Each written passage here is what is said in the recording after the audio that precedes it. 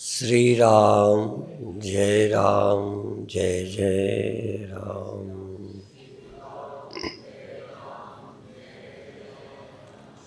श्री राम जय जय राम।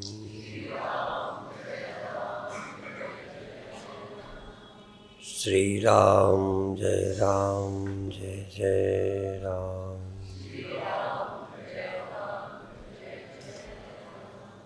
सच्चिदानंद भगवान की, सनातन धर्म की। एक दिन तुम ना भी मरो पर शरीर तो तुम्हारा छूटेगा। तुम शरीर से संबंध छोड़ दोगे। तुम्हारा संबंध जागृत में देह से हो जाता है। जन्म के समय होता है, मरने पे छूटता है, पर अभी प्रतिदिन जगते देह से संबंध जुड़ जाता है। इन इंद्रियों के द्वारा फिर इस जगत से जुड़ जाता है। जो देह से जुड़ेगा वो फिर औरों से भी जुड़ जाएगा। जागृत अवस्था में आप देह से जुड़ते हो, लुधियाना से जुड़ते हो, सड़कों से जुड़ते हो, रोड वालों से, दफ्तर से, ग्राहक से, दुकानदार से जुड़ते हो संबंध और लेते देते हो। और गहरी नींद में इससे तुम्हारा संबंध टूट जाता है और देह के साथ ही दुनिया से छूट जाता है। इसके लिए ग्रंथ पढ़ने की जरूरत नहीं है। इसके लिए रामायण, गीता, उपनिषद नहीं। ये तो साफ है कि जगते देह में तुम्हारा होना होता है। ये जरूर गलती है कि देह को अपना घर न मान के देह को मैं कहने लगते हो। इस देह में आते हो, इस देह के द्वारा देखते सुनते हो, मिलते जुलते हो, सुख दुख अनुभव करते हो। और तुमको जो मिलते हैं, मिल जाते हैं जिनसे तुम्हें दुख मिलना है या सुख मिलना है। जिस दिन तुम्हें दुख मिलना होता है कोई न कोई ऐसा आदमी मिल जाता है। या जिससे दुख मिलना है तो तुम्हारे पति का या पत्नी का उस दिन मूड खराब हो जाता है, तुम्हें दुख मिल जाता है। किसी दिन अच्छा व्यवहार होता है, बड़ी खुशी हो जाती है। ये रोज का मामला है, लगभग सबका है। जितनी देर देह से नहीं जुड़े होते उतनी देर कोई दुनिया का व्यक्ति तुम्हें सुख दुख नहीं देता। पर एक और होता है, इस देह से जब संबंध नहीं होता तो भीतर तुम्हारे बुद्धि जागी रहती है, इस देह को छोड़ देती है तो अपने पाप और पुण्य के अनुसार स्वप्न भी देख लेते हो। किस दिन बड़ा बुरा स्वप्न आ जाता है, दुख मिल जाता है। किसी दिन बहुत अच्छा स्वप्न आता है, सुख मिल जाता है। ये किस धर्म में होता है? हिंदू धर्म में? हाँ, ये किसी एक मजहब का मामला नहीं है। इसलिए अध्यात्म जो है, जो वेदांत समझाता है, वो किसी एक मजहब के लिए नहीं समझाता। हो सकता है हम राम नाम लेवें तो कई मजहब वालों को अच्छा न लगे। कुछ को अच्छा लगता था, अब कम अच्छा लगने लगा। अब कुछ को तो शुरू से ही राम नहीं अच्छा लगता। कई तो मजहब के अंदर ही राम नहीं कहना चाहिए, बल्कि ईश्वर तक नहीं कहना चाहिए। ये तो इस भारत के जन्मे लोगों की खोपड़ी ऐसी है, कहते हैं उसका नाम कुछ भी ले लो, पर उसका नाम लो। जिस नाम से उसकी याद आ जाए वही नाम ठीक। जिस नाम से उसकी याद आए, उसकी माने परमात्मा की। यदि किसी नाम से उसकी याद ना आए तो अच्छा नाम भी बेकार। यदि राम नाम से भी परमात्मा की याद ना आके व्यक्ति की याद आवे, निरंकार की याद ना के आकार की याद आवे, जन्म मरण रहित उस आश्रय की याद ना के मरने वाले की याद आए, तो वह नाम तुम्हें संसार में ले गया। इसीलिए कई लोग राम नाम कृष्ण नाम को भगवान का नाम नहीं मानते। कई लोग नहीं मानते, भारत में है नहीं मानते। कई लोग तो हमसे भी, हमारे चेलों से भी पूछते हैं कि आपके गुरु ने आपको कौन सा नाम दिया है। यदि कोई कह बैठे कि हमें तो राम नाम दिया है, तो कहते हैं राम नाम तो तुमको गुरु जी ने दिया, पर जब गुरु वशिष्ठ जी ने राम को मंत्र दिया था तो कौन सा दिया था? ऐसे पूछते हैं। इसीलिए जो तुम्हें गुरु ने नाम दिया हो सबको नहीं बताना, नहीं झंझट में फंसा देंगे तुमको। इसलिए अपने मन में रखना, नहीं तो एक से एक लोग मिल जाते हैं। जैसे पार्वती वो सती को मिले थे ना, वो कहते हैं क्या शिव के चक्कर में पड़ी हो, विष्णु का से रिश्ता करो। वो तो बहुत पक्की थी, आज की लड़की होती तो बहक जाती। बताने वाले से ये है, उनके धन देखो, वैभव देखो, सुविधा देखो, और क्या उसके जंगल वाले के पीछे पड़ी हो। अब आज भी कम नहीं है, पार्वती से सती से कम नहीं है। चाहे रिक्शे वाले से प्रेम हो जाए तो बड़े राजे महाराजे को छोड़ दें। हाँ, पागलपन है, जिधर लग जाए लग जाए। अपनी लगी तो लगी सूझती है, औरों की लगी दिल लगी सूझती है। जिसका मन जिससे लग गया। हमने देखा नहीं सुना, चकोर पक्षी आग खाता है, चंद्रमा से प्यार करता है। इसी तरह से सबकी नेचर देखो।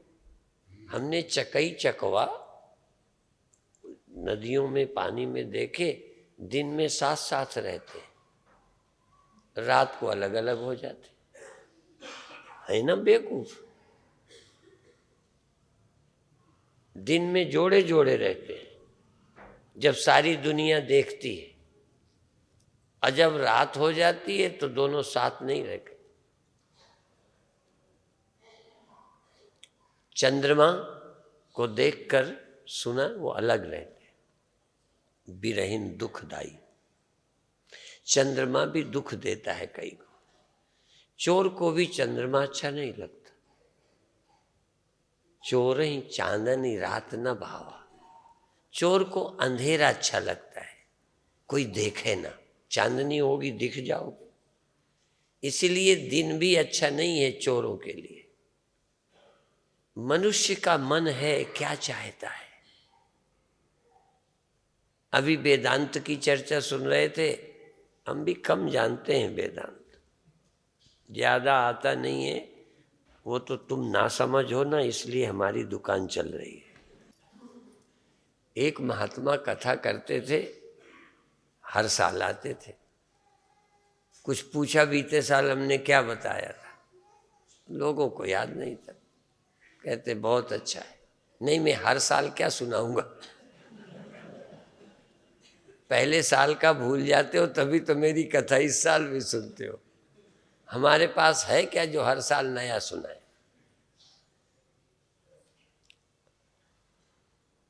आपको क्या चाहिए। मैं प्रिय लगता हूं, बहुत अच्छी बात है। प्रिय लगने से दूसरा भी खुश होता है कि हमें बहुत प्यार करता है, हमको बहुत मानता है। पर जिसको तुम देखकर मानते हो ना, वो तो रहेगा ही नहीं। और जिस देह को मैं मान के तुम प्यार करते हो, वो भी नहीं रहेगा। जो दिखाई देता है और जिस देह के द्वारा तुम देखते हो, ये न रहने वाले। एक दिन न तुम मुझे देखोगे न मैं दिखूंगा। उसकी कथा सुनो जो कभी नष्ट नहीं होता, कभी छोड़ता नहीं। आंख बंद कर लेने से अंतर्मुख नहीं बोलते। आम लोग तो आंख बंद करने को कहते हैं अंतर्मुख हो जाओ, आंख बंद। आंख बंद करके तो संसार में मन नहीं होता ना, दुनिया की याद नहीं करते। आंख बंद करके भी लोग बहिर्मुख रहते हैं। बीती बातें याद करेंगे, उन्हीं की जो देखा है, जो सुना है, जो मिले हैं, जो खाया है, होटल है, दफ्तर है, रोड के लोग हैं, लड़ाई झगड़ा है, सास बहू है, पति पत्नी, वही तो दिमाग में भरे हैं। आंख बंद करने से क्या होगा? आंख बंद करना काफी नहीं है। आंख बंद करके करोगे क्या, वो मुख्य बात है। और जो करते हो वो भी बहिर्मुख है, अंतर्मुख नहीं है। कोई रोशनी देखते हो, किसी को ध्यान में लाते हो, वो भी तो बहिर्मुख, अंतर नहीं है। वो अंतर तो जो मन के पीछे छिपा है, मन के सामने नहीं। जो सामने है वो दृश्य है,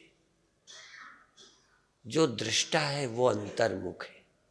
दृष्टा की याद ही अंतर्मुखता है।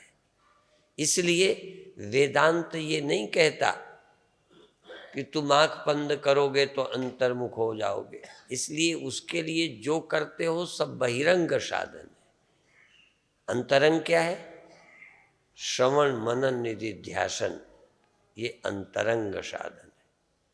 परमात्मा के विषय में सुनना, सुनना अंतरंग नहीं है, परमात्मा की विषय में सुनना अंतरंग साधन है। क्या है परमात्मा, क्या है आत्मा, उसको सुनना अंतरंग। श्रोतव्यो मंतव्यो निधिध्यासितव्य।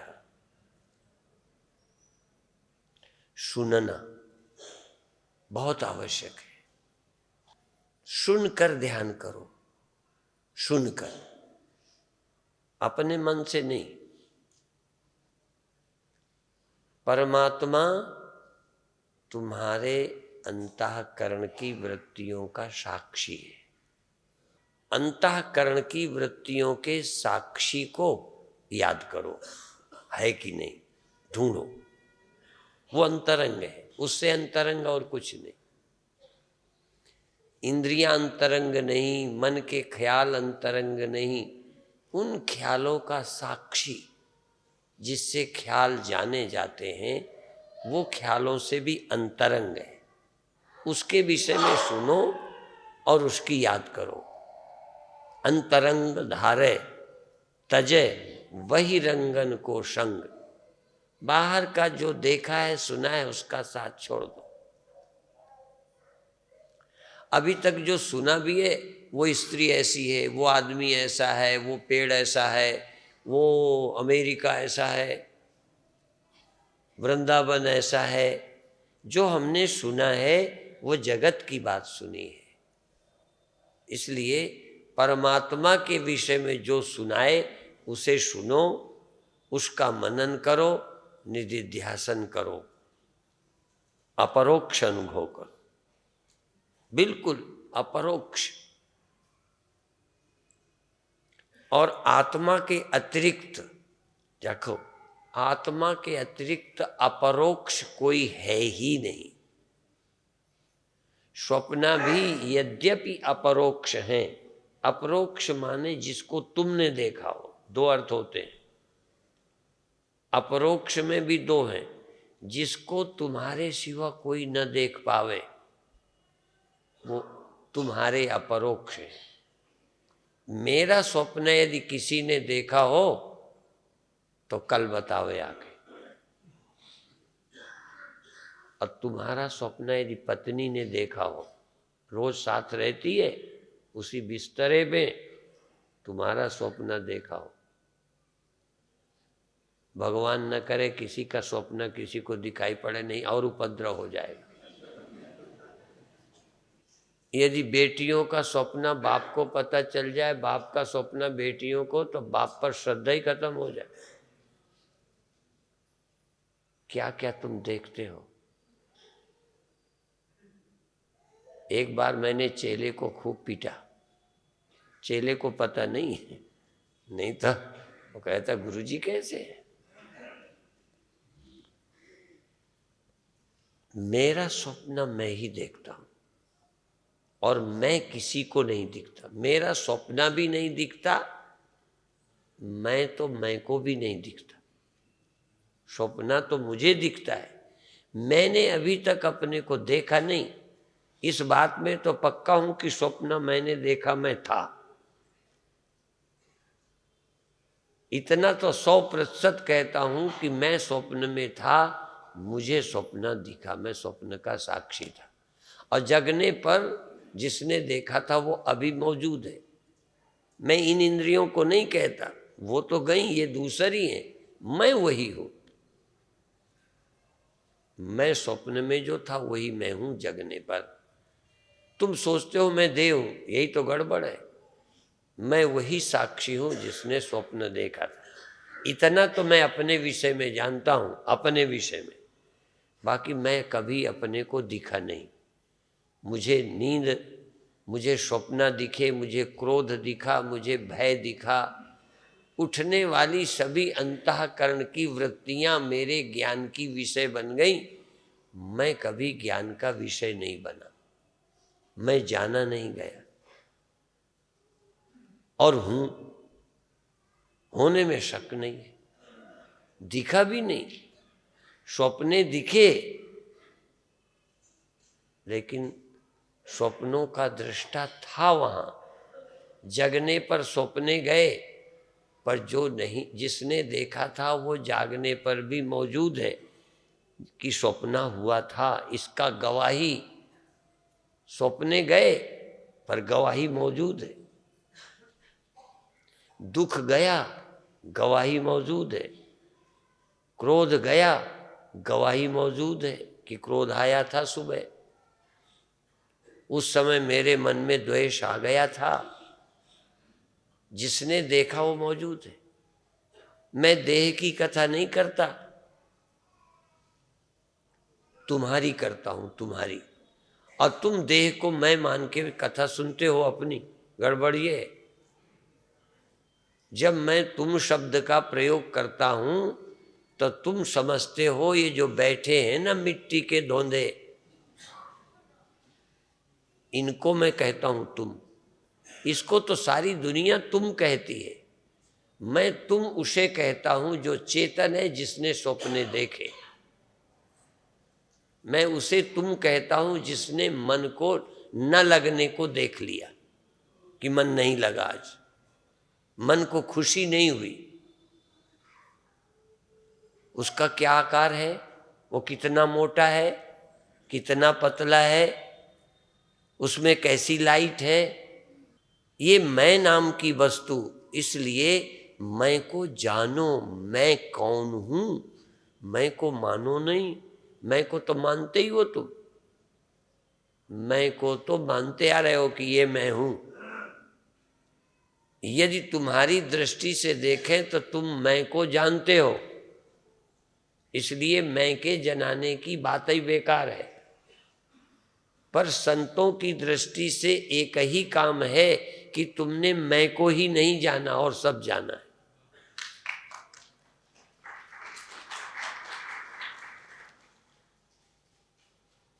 अंधेर किसी को देख के धोखा पड़ जाए रास्ते में, हमने तो तुमको फलाने समझा था।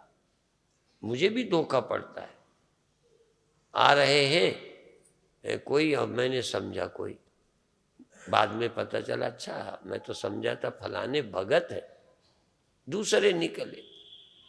लेकिन मैं को धोखा खा जाऊं, मैं को न पहचानूं और जागृत के इस देह को यहीं पड़ा रहने दूं और स्वप्न के देह को मैं मान लूं, और ख्याल भी ना आए कि ये झूठा है। देखो कमाल, अपना ही देह यहाँ पड़ा छोड़ दिया, स्वप्न में एक नया देह बना लिया, और इतना मुझे याद नहीं कि एक देह पड़ा है, ये देह मेरा बनाया है, ये ख्याल का है, इतना भी ध्यान नहीं। और जागता हूं तो जाग के भी नहीं सोचता। स्वप्नों पर रोज विचार करो, स्वप्नों पर थोड़े दिन चिंतन करो तो मुक्त हो जाओगे। केवल स्वप्नों का विचार करो कि स्वप्न में जिससे डरे थे वो कौन था, और जो डरा था वो कौन था। जिसको तुम मैं समझते थे कि मैं आदमी हूं, लड़का हूं, लड़की हूं, वो दे, और जिससे डर लगा वो स्वप्न में डरे, कोई हर्ज नहीं। स्वप्न में डर जाओ, स्वप्न में मर जाओ, कोई बात नहीं, चिंता ही मत करो। जग के जरा पूछो कि जिससे डरे थे वो कोई था। जो डर रहा था कि सांप काट लेगा, ये आदमी था, ख्याल था वो। जाग के तो समझो कि द्वैत झूठा है, सांप और आदमी दोनों झूठे, पुरुष और स्त्री दोनों झूठे, पिता और पुत्र दोनों झूठे, चोर और साधु दोनों झूठे। जग के तो ये देखो, फिर सच्चा कौन है स्वप्न में, ये प्रश्न करो। वो सच सांप में रहता है या आदमी में? स्वप्न का सांप और स्वप्न का आदमी, स्वप्न के तुम और स्वप्न का बेटा, दोनों में सच्चे कौन, और दोनों में सच कितने? एक चेतन। पर जग के भी सोचते हो, सांप ने मुझे काटने को किया, मैं डर गया। वो डरे वाला तो गया, जिसको डरा वो भी गया। उन दोनों में एक था, जो स्वप्न में तो समझ आया नहीं, जग के समझो एक चेतन था। सांप के अंदर रहने वाला चेतन और आदमी के अंदर विषय अवच्छिन्न, दृश्य अवच्छिन्न और दृष्टा अवच्छिन्न, मुझ में और उसमें, दोनों में चेतन एक था। पेड़ में और मनुष्य में, दोनों में चेतन एक था। जिस चेतन में पेड़ बना है उसी चेतन में मनुष्य बना था स्वप्न का। पेड़ में चढ़ के फल खाए। पेड़ किस चीज का बना था, आदमी किस चीज का बना था, दोनों में सत्य कितने थे? एक ही चेतन। वेदांत यही समझाता है कि संसार में रहने वाला चेतन और व्यक्ति में रहने वाले चेतन दो नहीं है, एक चेतन है। लगता नहीं। स्वप्न में पहले मैं पढ़ने लगा, स्वप्न में टीचर ने मुझे पढ़ाया, नींद खुली, बहुत अच्छी बातें समझाई टीचर ने। अब स्वप्न का टीचर पढ़ा, मैं अनपढ़ा, अनपढ़े की अकल मैंने और पढ़े की अकल मेरी, दोनों अकल मेरी।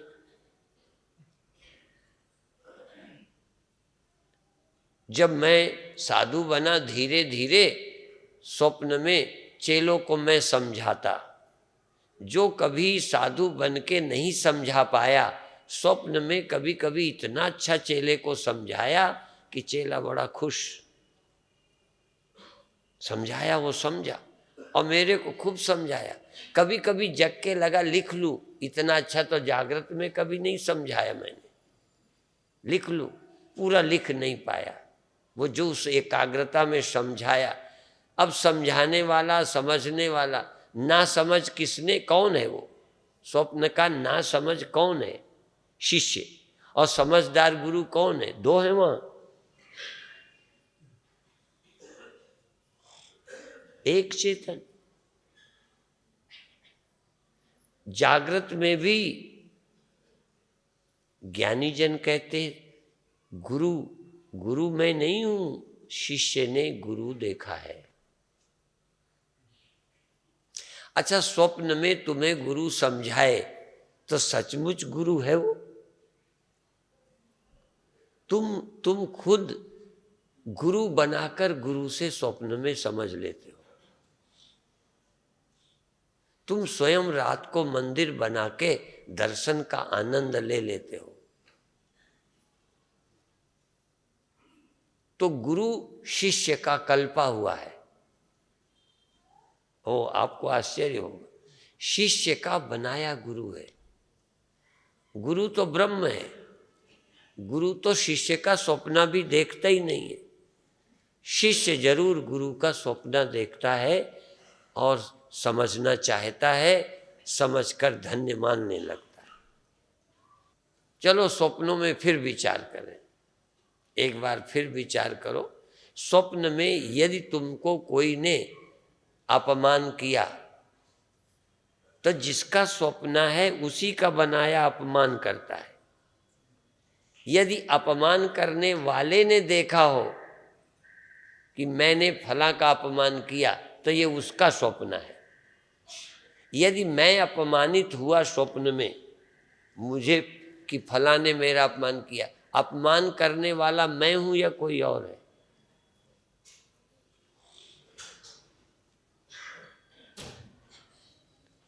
तुम्हें अपमानित होना था, तुम्हारा खोटा प्रारब्ध था, तुम्ही ने उसको बना लिया और तुम्हारा अपमान हो गया। नींद खुली, कोई नहीं है। तुम अपने ही कर्मों से स्वप्न में और जागृत में पति पत्नी रिश्तेदार बेटे बना लेते हो और वो तुम्हें सुख दुख देते हैं, तुम्हारे बुद्धि के बनाए हुए। तुम एक चैतन्य हो। क्यों बनाते हो? प्रारब्ध है तुम्हारा, बनाते हो। तुमने शादी क्यों की? तुम्हारे प्रारब्ध ने, तुम्हारे कर्म ने, तुम्हारे कारण वो पत्नी बनी। उसका भी होगा, क्योंकि दोनों का मामला है, अभी एक का नहीं है। उसका प्रारब्ध था, उसने पति पा लिया, अभी दो का प्रारब्ध है। फिर स्वप्न में केवल एक का होता है, दूसरे का होता ही नहीं।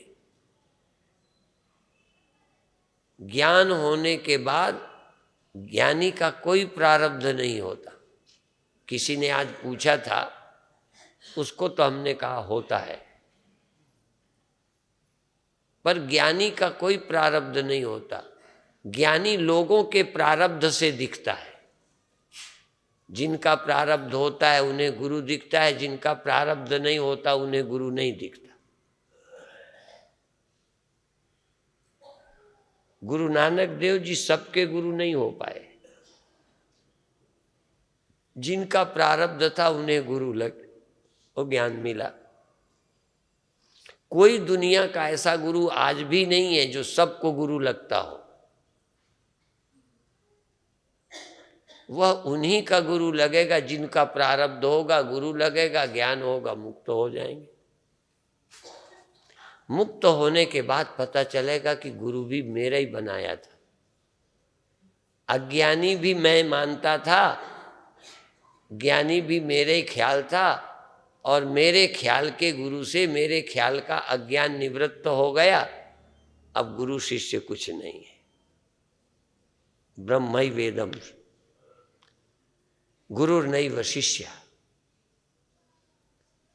अज्ञानी औपाधिक सत्ता में जीता है, इसलिए उसे लाभ हानि चिंताएं होती हैं। यदि ऐसे ज्ञानी को भी मान लें कि जिसका अपना अभी प्रारब्ध है, वो गुरु बनेगा। देखो, तुम न गुरु मानो तब भी वो गुरु बनेगा, क्योंकि अभी उसका प्रारब्ध है गुरु बनने का। जन्मों जन्मों की साधना करते इस जन्म में गुरु बना तो चेलों को समझाता है, उसके अंदर कर्तापन होगा।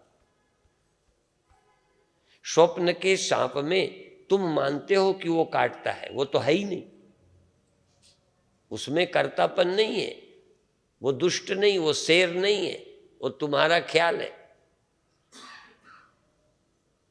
इसी तरह से जागृत में गुरु के अंदर कर्तापन की मैं उपदेश करता हूं, ये शिष्य है मेरा, यदि है तो अभी गुरु का प्रारब्ध है।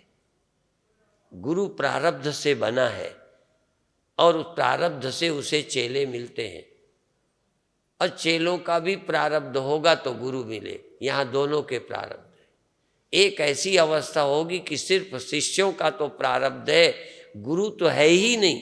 तुम्हें दिखता है, तुम्हें तारता है, वो है ही नहीं, वो ब्रह्म है, वो व्यक्ति ही नहीं है।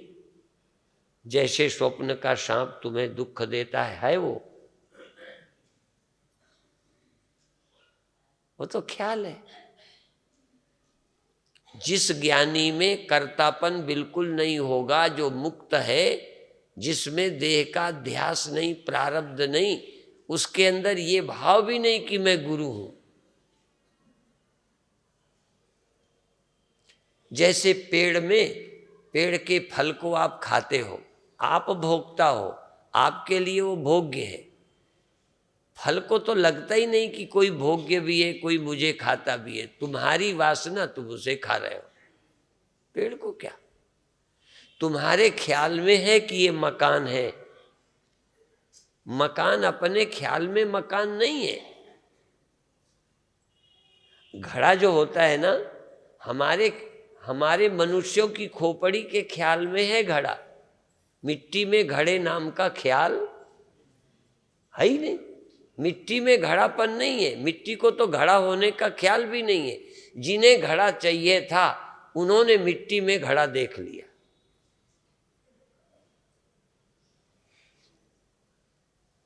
घड़ा सबके लिए है कि मनुष्यों के लिए?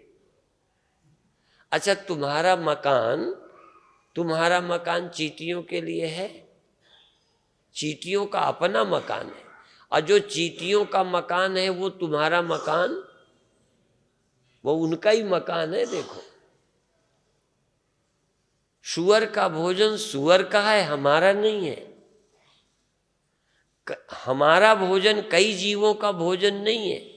कई जीव हमारा भोजन नहीं करते, उनका अपना है। हमारा प्रारब्ध, हमारी जरूरत ने मिट्टी में घड़ा देखा है, हमारी जरूरत ने मकान देखा है, मकान निर्मित किया और देखा। तुम्हारा मकान सबके लिए नहीं है। यदि चिड़ियां रहती भी है ना, तो वो अपना मकान बना लेती हैं। तुम्हारे मकान से उनका कोई लेना देना नहीं है। तुम्हारा भोग्य, चींटी फीमेल है, तुम्हारी पत्नी है।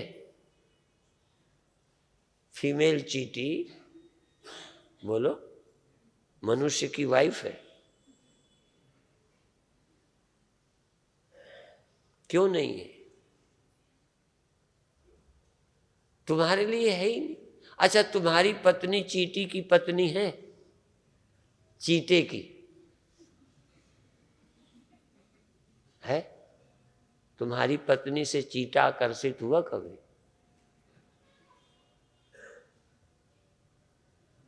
इसलिए मैं पूछता हूं कि जैसे तुम बने हो ना जिस वासना से आदमी, इसीलिए तुम्हारे लिए ये स्त्री है। तुम जिस वासना से आदमी बने हो, इसलिए तुम्हें स्त्री लगती है। तुम्हारे लिए गद्दी है। चींटी के लिए प्रधानमंत्री की कुर्सी में चींटे को बिठा देते हैं।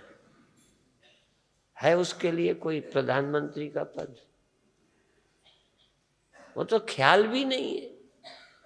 कभी चींटा सोचे ना कि इतना राजनीति में चुनाव के लिए विधायक, एमपी, एमएलए, मुख्यमंत्री, प्रधानमंत्री, रक्षा मंत्री बनने के झगड़े हैं, तो चींटे सोचेंगे ये कैसे आदमी है, ये तो हमारी दुनिया में है ही नहीं। बहुत रोग आदमी को हैं, कीड़े को नहीं है ही नहीं। अब ये गिंडोले होते हैं ना बरसात में, जो केंचुए क्या बोलते हैं, सांप की तरह खिसकते हैं, वो इत्र नहीं जानते क्या होता है। कई मजहबों में इत्र का बड़ा महत्व है, बल्कि स्वर्ग में वही छिड़का जाता है, बड़ा मिलता है। अब केंचुए से क्या लेना देना? जिंदगी है, जीवन है, जी रहा है वो, लेकिन न वो इत्र जानता है, न ध्वनि जानता है। कोई ध्वनि भी नहीं, कोई संगीत नहीं सुनता केंचुआ। और खाना देखिए, इधर से मिट्टी खाता है, उधर से निकलती जाती। ये जिंदगी क्या है? तुम मनुष्य हो अपने कर्मों से, और जिस दिन कर्म का प्रारब्ध का क्षय हो जाएगा उस दिन तुम मनुष्य नहीं रहोगे। ये नहीं कि सांप हो जाओगे, कर्म का प्रारब्ध का क्षय होगा तो सांप भी नहीं होगे, मनुष्य भी नहीं होगे। ये मनुष्य होने का ख्याल आपके प्रारब्ध से है। बड़ा हूं, गुरु हूं, ये भी नहीं। ब्रह्म हो गुरु किस बात के, फिर ब्रह्म हो गए। बड़े भी नहीं, बड़े बड़े प्रारब्ध से बनते हैं, छोटे भी प्रारब्ध से बनते हैं। इन्फिरिटी सुपीरिटी कॉम्प्लेक्स होते हैं। ज्ञानी को न बड़ा है न छोटा है। ज्ञानी के अंदर न पाप है न पुण्य है, क्यों बने बड़ा? सुखी भी क्यों बने? सुख तो मिलते हैं पुण्यात्मा को, दुख मिलते हैं पापी को। ज्ञानी न पापी है न पुण्यात्मा है, किस बात का सुख? क्या लाभ, क्या हानि, क्या मान, क्या अपमान, ये भी हमको मिलते हैं हमारी समझ से। और ये समझ हमने अनादिकाल से निर्मित की है, ऐसी समझ बनाई है कि हमको लाभ हानि मालूम पड़ता है। हमको बड़ा छोटा मालूम पड़ता है। और देखो, बिना विचार के साधु तक उसी बड़े छोटे होने के चक्कर में फंसे रहते हैं। बड़े भाग्यशाली हैं जो कम से कम सोचे कि ये चक्कर है, ये बेवकूफ़ी है, ये ख्याल है, इसी में लड़ाइयाँ होती हैं। सारे झगड़े कट जाते हैं आत्मा के चिंतन से। सब रोगों की दवा है। नहीं, ये कहने की क्या, परमेश्वर ते भूलिया व्यापन सब्बे रोग। एक नहीं, एक नहीं, सब जितने दुख हैं सब परमेश्वर के भूलने से। सब मरना, जीना, मेरा तेरा, सब दुखों की जड़ है परमात्मा का विस्मरण। और सुमिरो, सुमिर सुमिर सुख पाओ, कल कलेश तन्माय मिटाओ। और काज तेरे किते न काम, मिल साथ संग। सब दुखों से छूटना है तो एक ही सुमिरो, सुमिर सुमिर। किसको सुमिरो? परमात्मा को, अकाल पुरख को, निरंकार को, ब्रह्म को, जो सारी सृष्टि का एक मालिक, एक अधिष्ठान, उसका स्मरण करो। वो मैं नहीं, वो ये नहीं, ये नहीं, ये जो दिखाई देते हैं ये कोई परमात्मा नहीं है। दिखाई देने वाला देह, हाँ, इस दिखाई देने वाले में भी परमात्मा है, पर दिखाई देने वाला परमात्मा नहीं है। इसलिए गुरु को लोग देह समझते हैं। गुरु किया है देह को, गुरु किया है देह को, सतगुरु चीन्हा नाय। गुरु बना लिया हमने तो उनको गुरु बनाया है, फोटो भी धरे हैं, ये आए हमारे गुरु जी। अच्छा, वो भी मरेंगे, तुम भी मरोगे। गुरु जी भी मरेंगे जिनको लटकाए हो, और तुम भी मरोगे यदि देह ही हो तो। और देखो, जिस दिन तुम जान जाओगे मैं देह नहीं हूं, उस दिन गुरु कैसे देह रह जाएगा?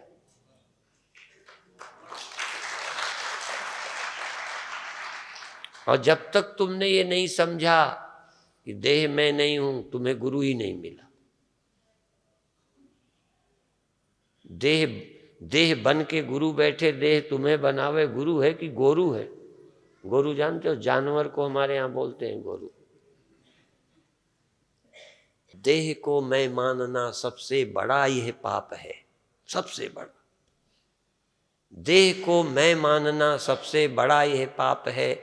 सब पाप इसके पुत्र हैं, सब पाप इसके बेटे हैं। सब पापों का ये बाप है।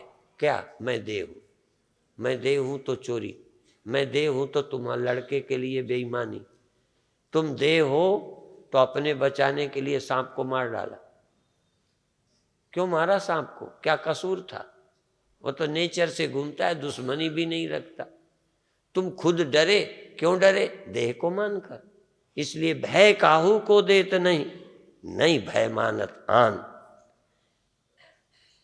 ज्ञानी ताई बखान, उसको ज्ञानी समझ जो देह नहीं है, आत्मा है, वो ब्रह्म है, वो ज्ञानी है। वो ब्रह्म किससे डरेगा? देहाभिमानी किसी देहधारी, उपाधि की विरोधी उपाधि है। एक घड़े को ईंटा तोड़ सकता है, ईंटे से घड़ा टूट सकता है, पर ईंटा मिट्टी को नष्ट कर सकता है। और ईंटा खुद काहे का बना है? सब में समाया कौन है? असल में हम सोचते ही नहीं। एक मिनट, ये ज्ञान टिके न टिके छोड़ो, तुम्हें ज्ञान हो गया है, यदि तुम ये दावे से कह दोगे तो मैं तुम्हारे पक्ष में हूं, फिर तुम्हारी मुक्ति को कोई रोक नहीं सकता। लोग कैसे टिकता? टिकता तो मेरा भी नहीं। हाँ, पर मैं याद करता हूं, ये जागृत की अवस्था तुम्हारी नहीं टिकती, स्वप्न में जाते हो, मेरी नहीं टिकती, तो क्या हो गया? न टिके। पर जागृत स्वप्न की तुलना में महत्व का है। जागृत में 24 घंटे नहीं रहता, लेकिन आ तो जाता। आप तो नहीं आते ना। इस जागृत देह को रोज भूल जाते हो कि नहीं? बोलो। और फिर आ जाते हो कि नहीं? ऐसे ही हम अपने शुद्ध स्वरूप को जानते हैं, स्मरण है हमको, पर भूल जाते हैं, पर भूल करके फिर आ जाते हैं। तुम अभी तो आना ही नहीं जानते, तुम आना जान जाओ बस। इसलिए मैं बांह उठाकर कहता हूं कि एक बार तुमने अपने स्वरूप को समझा कि इस जगत का अधिष्ठान अंतःकरण का साक्षी में हूं। अंतःकरण और स्वप्न की तरह मेरे में आते जाते हैं, मैं कभी आया गया नहीं। यदि ये समझ में आ गई तो थोड़ी देर को मेरी बुद्धि पुरानी आदत बस फिर देह में आ जाती है, फिर गुस्सा आ जाता है, फिर ये आ जाता है। चिंता मत करो, ये रोना छोड़ दो। तुम दावे से कहो संशय विपर्य रहित आत्मा का दृढ़ अनुभव हो गया।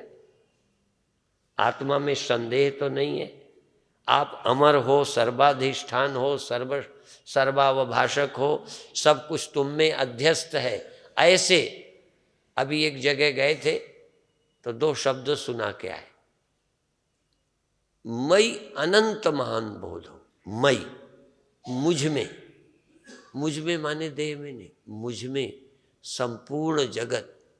मई अनंत महान बोधौ जगत बीची स्वभावता। मुझ में सारा संसार, मुझ में सारा संसार ऐसे बनता मिटता है जैसे सागर में लहरें बनती मिटती हैं। उदेति वास्तमाया तू न में वृद्धिर न में क्षति। लहरों के उदय होने से, अस्त होने से सागर का जैसे कोई हानि लाभ नहीं होता, ऐसे ही मेरा जगत के होने न होने से, मन के तन के होने न होने से कोई हानि लाभ नहीं है। ऐसा एक बार समझ लेने पर, हाँ, ये समझ। कितनी देर स्वप्न में बुरा बुरा देखा, जगते का चमत्कार देखो, जगने का चमत्कार। क्या हो रहा था? नींद खुली गया। कितना उपद्रव 1 मिनट में जागे, कितना संसार हावी है। एक बार अपने स्वरूप के प्रति होश में आए, बात खत्म। पर अभी तुम और कहीं जा सकते हो, आत्मा का होश नहीं आता। यहां से वहां, वहां से वहां, यहां से वहां, ऑब्जेक्ट से ऑब्जेक्ट में जाते हो, एक दृश्य से दूसरे दृश्य में, एक अवस्था से दूसरी अवस्था में। सर्वाधिष्ठान चैतन्य मैं हूं, सारी सृष्टि मुझ में है। अब देखो, ये कृष्ण का वचन नहीं है, कृष्ण का वचन ये है, एकांशेन स्थितो जगत। और अष्टावक्र गीता में कहते हैं, मुझ में सारा संसार ऐसे बनता मिटता है जैसे सागर में लहरें। अष्टावक्र कृष्ण तो नहीं है, कृष्ण तो अवतार है। वो चलो वो कह देते तो कह देते, अष्टावक्र तो ज्ञानी है। ज्ञानी कहते हैं सारा जगत मुझ में ऐसे बनता मिटता है जैसे सागर में लहरें, और जैसे लहरों से सागर का कुछ नहीं बिगड़ता, ऐसा मेरा नहीं कुछ बिगड़ता। मेरा, मेरा माने देह का नहीं। ये मेरा शब्द कहाँ से? अब आप देह में ही बंधे, देह के अलावा सोचते ही कुछ नहीं। इसलिए देहाभिमानात यत् पापम, देह के अभिमानी को जो पाप लगता है वो न तद गोवध कोटि भी। देखो, सबसे ज्यादा हम लोग गो हत्या को बुरा मानते हैं, इस बात के कारण मुस्लिमों से हम चिढ़ते हैं। लेकिन हमारा ग्रंथ कहता है, ये मुसलमानों की कुरान नहीं, हमारा ग्रंथ कहता है कि देह के मैं मानने से जितना पाप लगता है उतना करोड़ों गाय मारने से पाप नहीं लगता। वो छोटा पाप है। बड़ा पाप है कि मैं आदमी हूं।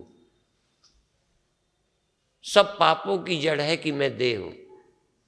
सब पापों की जड़ मैं देह हूं।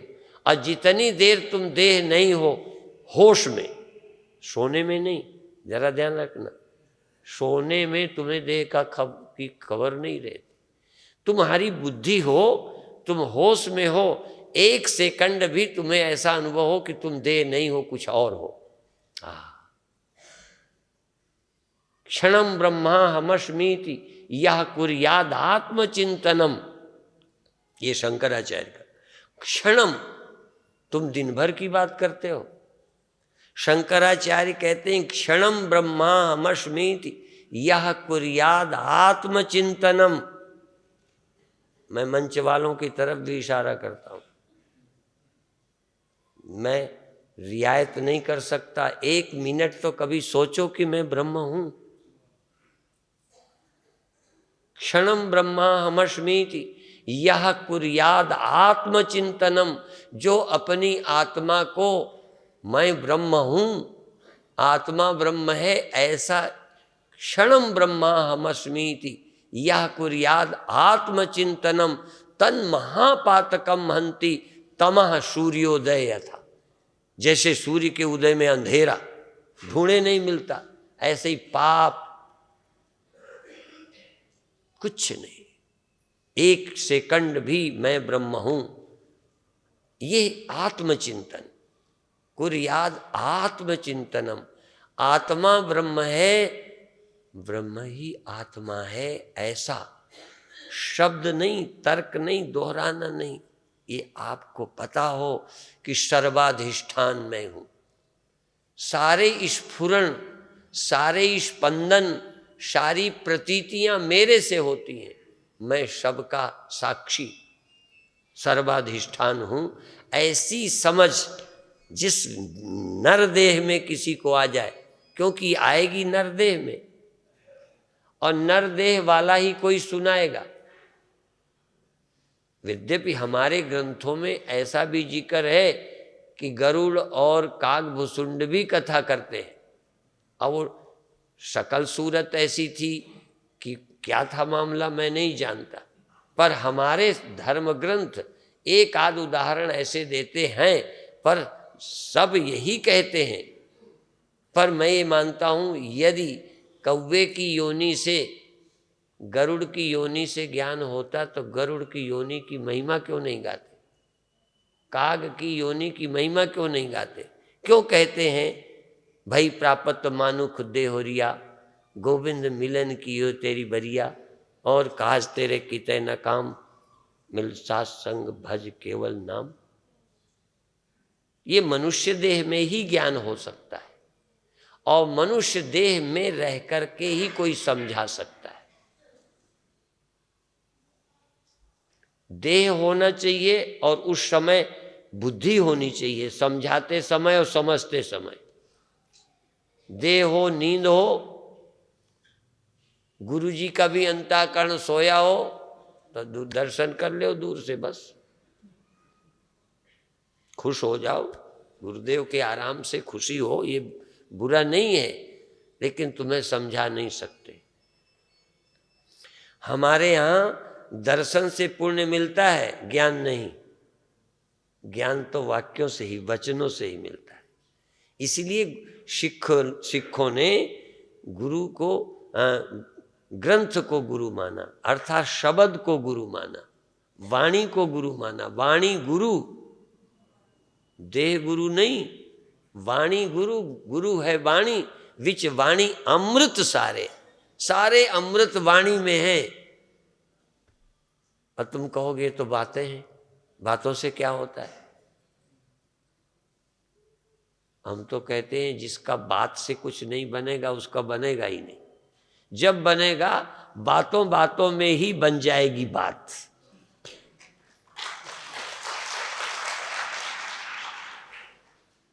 कोई बात ऐसी लग जाएगी ना, सारे अज्ञान के पर्दे फट जाएंगे, ना समझी मिट जाएगी। तुम अपने चित्त स्वरूप को अनुभव करोगे तो तुम्हारे में जगत है, तुम में जगत है, तुम में। तुम देह नहीं हो। हाँ, ये है एक भक्ति के रास्ते में देहाध्यास वालों को कहा जाता है मरोगे, और जीवाध्यास वालों को कहा जाता है हम हैं संसार के हाथों में, संसार तुम्हारे हाथों में। हम तो संसार के हाथों में, जैसा वो नचाता है हम नचते हैं। जीव गुणों के, शरीर के, हम संसार के हाथों में, और संसार तुम्हारे हाथों में। और अष्टावक्र क्या कहते हैं? ये सारी लहरें तुम्हारे में है, संसार तुम में है। तुम संसार के कोने में नहीं रहते। हाँ, ये अर्थ नहीं है तुम कोई एक देह में रहते हो। देह और मन और जीव, सारी सृष्टि तुम में रहती। ये देखो हमारे ऋषि अष्टावक्र, अवधूत, दत्तात्रेय, कितने हुए हैं जिन्होंने ये अनुभव किया है। तुम भी अनुभव करो। और उन्होंने अनुभव किया, बड़ी मेहनत पड़ी होगी। उस समय बताने वाले कम लोग रहे होंगे, इतने कथावाचक नहीं थे, इतने ग्रंथ नहीं थे। उन्होंने जो अनुभव किया उनका ग्रंथ बन गया अष्टावक्र गीता, उनका ग्रंथ बना गया अवधूत गीता। उन्होंने, कृष्ण ने जो समझाया अर्जुन को, वो हो गई श्रीमद् भगवद गीता। जो ज्ञानियों ने सुनाया जिज्ञासुओं के उद्धार के लिए, वो हो गई भागवत। और जो गुरुओं ने शिष्यों को समझाया, उन शब्दों का नाम हो गया गुरु ग्रंथ साहब। गुरु ग्रंथ साहब माने गुरुओं ने जो अपने गुरु भक्तों को, शिष्यों को, जिज्ञासुओं को बताते रहे, वो ग्रंथ है। पर उन्होंने कैसे समझा? जब अष्टावक्र गीता नहीं थी तब, जब अवधूत गीता नहीं थी तब, जब गुरु ग्रंथ साहब नहीं थे। अच्छा, गुरु ग्रंथ साहब पहले थे कि गुरु? अभी मैं तो कम पढ़ा आदमी हूं। गुरुओं के बोले हुए का नाम गुरु ग्रंथ साहब है। कबीर के बोले हुए का नाम कबीर वाणी है। मैं जो बोलता हूं ये भी पुस्तकें बन जाती है। पुस्तकें बाद में है कि मैं बाद में हूं? उनकी बात देखो जिन्होंने ये कह दिया सृष्टि मेरे में रहती। और ये गप नहीं है। पहले ये समझो कि स्वप्न मुझ में रहते हैं, जागृत मुझ में रहता है, नींद मुझ में रहती है। मैं स्वप्नों का आश्रय हूँ। स्वप्न आए और गए, मैं नहीं गया। पर बुद्धि के कारण उस समय स्वप्नों को मैं समझा, दुख सुख हो गया। वह बुद्धि भी धोखा देती रहती है। असल में तो बुद्धि ही धोखा देती है। तुमको दुनिया में किसी ने नहीं धोखा दिया। जितना धोखा खाया है तुमने अपनी समझ से धोखा खाया। समझ ही तुमको कहती है तुम मर जाओगे। रोज तुम्हें एक खबर कौन देता है कि तुम मर जाओगे? तुम्हें दुखी कौन करता है? मैं दुखी करता हूं कि तुम्हारी समझ। माता, तुम जब दुखी होते हो सब पड़ोसी के कारण कि तुम्हारी समझ की हुई कोई गलती है। हाँ, यदि तुम्हें समझ दुख न देना तो कोई दुख दे ही नहीं सकता। एक महात्मा को किसी ने गाली दी। हाँ, गाली 100 गाली हैं। बोधसार नाम का ग्रंथ है। महात्मा को गाली दे तो आनंदित हो। 1-2 गाली का नाम बताऊं? कहते हैं कृतघ्नि, अपने कृत की का, अपने किए का एहसान न माना कृतघ्नि होता है। तो गुरु ने ज्ञान दिया, जब ज्ञान हुआ तो कहता है मैं तो पहले से ही मुक्त हूं। गुरु ने ज्ञान दिया, जन्म मरण से बचाया। जब ज्ञान हुआ तो अंतर अनुभव ये आया कि जन्म मरण तो मेरा होता ही नहीं था। तो गुरु का उपकार नहीं ना माना। हाँ, ऐसे। और जो कई से प्यार करता है वो व्यभिचारी या व्यभिचारिणी कहलाती, जो धोखा दे के कई को रखता है। तो कहता है मैं साक्षी जागृत को भी रखता हूं, स्वप्न को, सुषुप्ति को, और जब वो होती है तो उसको नहीं आने देता, जब वो होती तो उसको। एक दूसरे को पता नहीं लगने देते ये बेईमान लोग। हर एक को धोखा रखता है जैसे मेरे को ही चाहता है। हाँ, यही तो चक्कर है।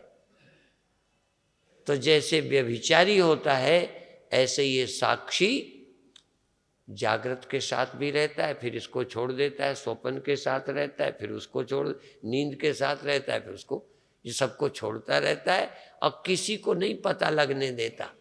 इसलिए ये ज्ञानी व्यभिचारी है। ऐसी बहुत सारी बातें।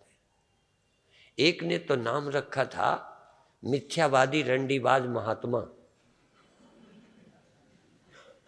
मिथ्यावादी माने जगत को मिथ्या कहने वाला, मिथ्यावादी। और ये बाल रंडा जो सुषुम्ना नाड़ी है उसमें रमण करने वाला, कुंडलनी में रंडीबाज, बाल रंडा उसे बोलते हैं। मिथ्यावादी रंडीबाज महात्मा, ऐसा नाम रखा था। तुम तो घबरा ही जाओ। ये महात्माओं की खोपड़ी बड़ी खराब होती है। उससे ज्यादा तुम क्या कहोगे?